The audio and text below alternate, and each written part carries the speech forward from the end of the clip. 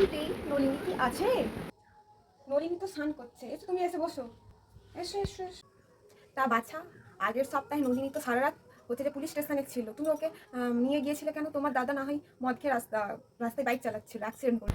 তো আমার দাদা মদ খেয়ে বাইক চালাচ্ছিল বলে তাকে পুলিশে ধরে নিয়ে গেছে স্টেশনে, নিয়ে গিয়েছিল, এখন ছেড়ে দিয়েছে বলেছে। তুমি ওকে নিয়ে যেওনি তো?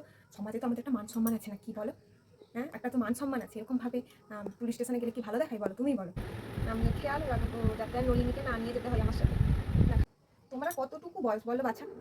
তুই তুমি এই 18 বছর হতে না হতেই পালিয়ে গিয়ে বিয়ে করে নিয়েছিলে। তা কেমন আছে তোমার স্বামী? তোমার শ্বশুর ঘরে কেমন করছো? বিয়ে হয়েছে কোথায়? শাঁখা পোলা সিঁদুর কিছুই তো পরোনি তুমি। অ্যাকচুয়ালি আমাদের এখন ডিভোর্স হয়ে গেছে। তোমার যে ঠাকুমার পায়ে ব্রেন স্ট্রোক করে গিয়েছিল, ভালো আছে?